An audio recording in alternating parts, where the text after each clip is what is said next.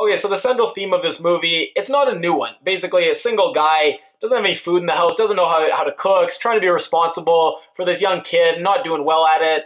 But what was so interesting about this movie is it puts this within a context where doing these things, being responsible, having a home, inviting people over, that takes on, I won't say an almost religious significance. It's a religious significance that's in the religious text. The rabbi at one point is like, there's three things to having a happy life. One of them is dishes, having enough dishes to throw these great parties and have these stable households. So throwing this theme within this context where it becomes so much more meaningful and important, it was really interesting. And that's what great movies do. They take things that are so universal, getting your stuff together so you can be there for someone you love, and then they put it in these specific contexts somewhere in the world that are so unique, and we get this fascinating glimpse and peek into this society where it looks like it's from another century or another part of the world far away, but it's actually New York City, where probably more movies have been made based in New York than anywhere else.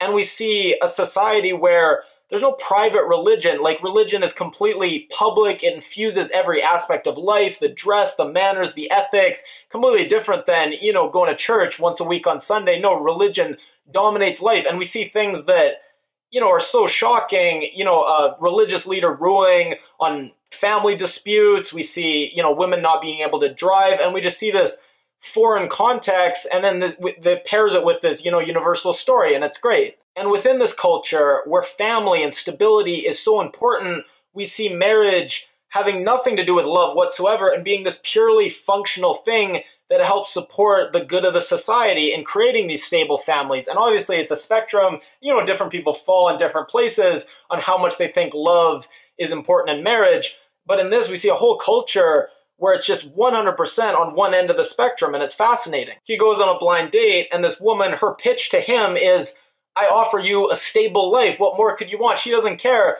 that he's not attracted to her, and she's not attracted to him. It doesn't matter to her. It's completely irrelevant to the question of marriage. Now, this movie, for one, it was shot entirely with a mobile camera. That's so incredible because it doesn't look hokey at all. I mean, sure, some of the cinematography is nothing to write home about, but it doesn't take away from your enjoyment of the movie at all. And the main character is so likable and an everyman, and he's so approachable within this completely unapproachable setting. As I said, if you look at some of these images, you're going to think you could never relate to the people in this story. You could never get hooked in.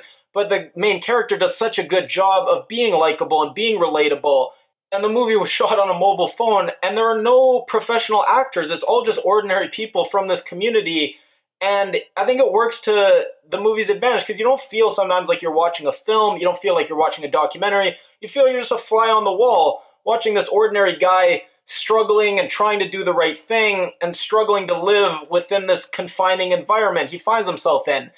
And this story and this struggle we see when you, again, see these universals within this context that looks so foreign initially, but then you find those same things that are true to all of us within this foreign context. There's something comforting about that because it makes you feel like no matter where you go and how weird it might appear, you're still going to be able to find things that you can relate to and you're still somewhat home. If you like my review, please give it a thumbs up. If you haven't already, you can click my face at the end of the video to subscribe. If you leave a comment, let me know what you thought about the movie, any other movies you'd like me to review, or any other feedback on my reviews in general. Just leave a comment and I'll be sure to read and reply.